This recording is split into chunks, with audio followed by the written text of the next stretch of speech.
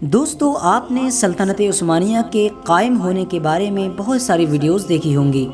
لیکن کیا آپ نے سوچا ہے کہ اتنی عظیم اور اتنی مضبوط سلطنت جو اتنے لمبے وقت تک قائم رہی تھی اس کو کیسے ختم کیا گیا؟ ناظرین گرامی، جب بھی آپ اس چیز کے بارے میں پتہ لگانے کی کوشش کریں گے کہ آخر سلطنت عثمانیہ کا خاتمہ کیسے ہوا تھا، تو آپ کو سب سے پہلی چیز جو ملے گی وہ ملے گی فرسٹ ورلڈ وار، یعنی جو سب سے پہلا وشو یدھ ہوا تھا اس میں سلطنت عثمانیہ کی فوج کو شکست ملی تھی، اور اس ہار کی وجہ سے ہی سلطنت عثمانیہ کو ختم ہونا پڑا تھا۔ لیکن دوستو، جب آپ اس ٹاپک پر اتہاس کی کتابوں کو گہرائی سے پڑھنے کی کوشش کریں گے تو آپ کو حیرت ہوگی کہ سلطنت عثمانیہ کو ختم کرنے اور اس کو کمزور کرنے میں اتنی زیادہ محنت یورپین کنٹریز کی ان فوجوں نے بھی نہیں کی تھی جتنی محنت صرف اور صرف ایک عیسائی جاسوس نے کی تھی۔ آخر یہ کیسے ممکن ہوا کہ ایک صرف معمولی سے عیسائی جاسوس نے اپنے سامنے اتنی بڑی اور اتنی مضبوط سلطنت یعنی سلطنت عثمانیہ کو گھٹنے ٹیکنے پر مجبور کر دیا؟ دوستو، آج کی اس ویڈیو میں ہم جانیں گے کہ آخر اس جاسوس نے کس طرح سلطنت عثمانیہ کو پوری طرح سے برباد کیا تھا۔ ساتھ ہی ساتھ اس جاسوس کی کہانی جانیں گے کہ آخر وہ جاسوس کون تھا، کہاں سے آیا تھا اور کس طرح ان نے اپنے تمام کاموں کو انجام دیا۔ ویڈیو کو شروع کرنے سے پہلے بس میری چھوٹی سی گزارش ہے کہ اگر آپ ہمارے چینل پر نئے آئے ہیں تو چینل کو سبسکرائب کرتے ہوئے پاس ہی میں بیل آئیکن کو بھی دبا دیں، اور ہماری حوصلہ افزائی کے لیے ہماری ویڈیو کو ہمیشہ لائک کیا کیجیے تاکہ اسی طرح کی نالجیبل ویڈیوز کا یہ سلسلہ ہم جاری رکھ سکیں۔ دوستو، یہ کہانی ہے ایک ایسے انسان کی کہ جس نے وہ کام انجام دیا کہ جس کام کو کئی ملکوں کی فوجیں بھی مل کر نہیں کر سکی تھیں۔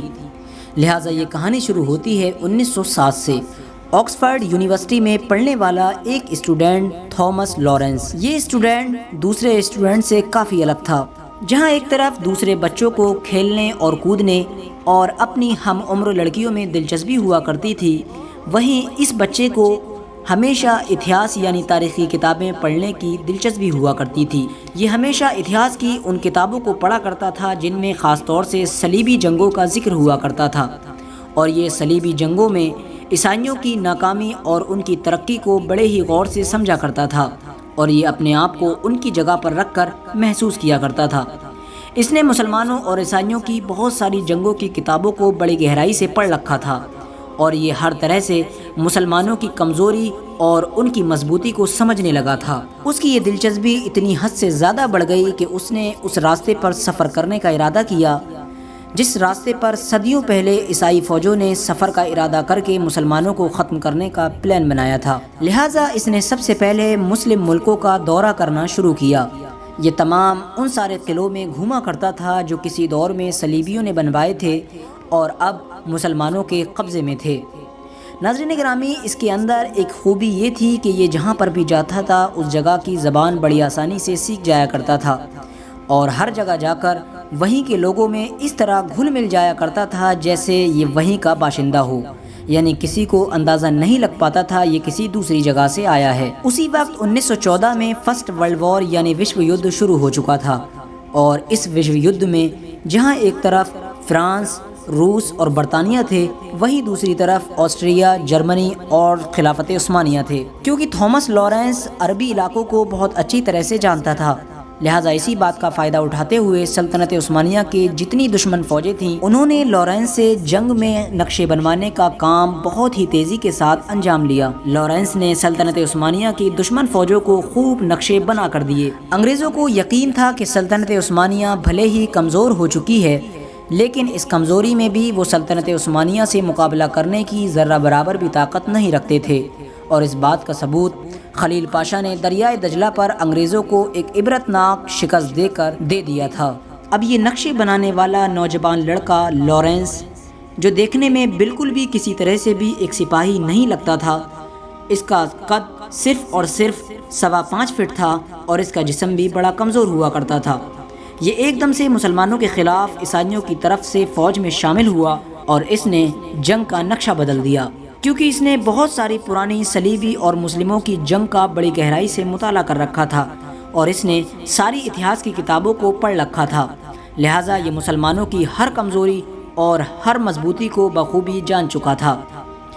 یہ جانتا تھا کہ جب تک مسلمانوں کے اندر جذبہ جہاد موجود ہے ان کو ہم کچھ بھی نقصان نہیں پہنچا سکتے ہیں، لہٰذا اس جاسوس نے اس بات کا توڑ یہ نکالا کہ مسلمانوں کو آپس ہی میں لڑا دیا جائے، جس سے مسلمان لالچ، حسد اور تعصب میں آ کر ایک دوسرے کی جان پر بنائیں گے، لہٰذا اس طرح سے ان کے اندر جذبہ جہاد کم ہو جائے گا اور ہماری فوجیں ان کے اوپر حاوی ہو جائیں گی۔ ملک عرب پچھلے 500 سالوں سے ترکوں یعنی سلطنت عثمانیہ کے ہی قبضے میں تھا، لہٰذا لارنس نے اپنی چالاکی اور اپنے خوب شاطر دماغ سے یہ چال چلی اور عربوں کو ترکوں کے خلاف بلغلانا شروع کر دیا، اور عربوں کو اس نے یہ کہہ کر گمراہ کرنے کی کوشش کی کہ تم عرب ہو اور تمہاری ہی قوم میں نبی پیدا ہوئے تھے، لہٰذا تم کو ترکوں پر بڑی فضیلت حاصل ہے، تم اپنے سے نیچے لوگوں کی کس طرح سلطنت برداشت کر سکتے ہو، لہٰذا سلطنت تو تمہارا ہی حق ہے، مسلمانوں کے سچے بادشاہ اور سچے خلیفہ تم ہی لوگ ہو۔ لارنس نے عرب جا کر شریف مکہ حسین بن علی سے ملاقات کی۔ شریف مکہ حسین بن علی اور ان کے بیٹے فیصل کو لارنس کی طرف سے بڑے ہی سنہرے خواب دکھائے گئے، اور لارنس نے ان دونوں باپ بیٹے کو اس بات کا لالچ دیا کہ جب ہم ترکوں کے خلاف بغاوت کرنے کے بعد کامیاب ہو جائیں گے اور ترکی کی حکومت کو عرب سے ختم کر دیں گے تو یہاں پر پورے عرب میں ایک سلطنت قائم کی جائے گی، جس سلطنت کی پوری باغ ڈور، خلافت و بادشاہت حسین بن علی یعنی شریف مکہ تمہارے پاس ہوگی، اور اس سلطنت میں نہ صرف عراق اور ایران ہوں گے بلکہ ساتھ ہی ساتھ فلسطین، اسرائیل اور تمام دیشوں کو شامل کیا جائے گا۔ اس لالچ میں آنے کے بعد شریف مکہ حسین اور ان کے بیٹے فیصل نے بھی عربوں کے لوگوں کو بہکانا شروع کر دیا۔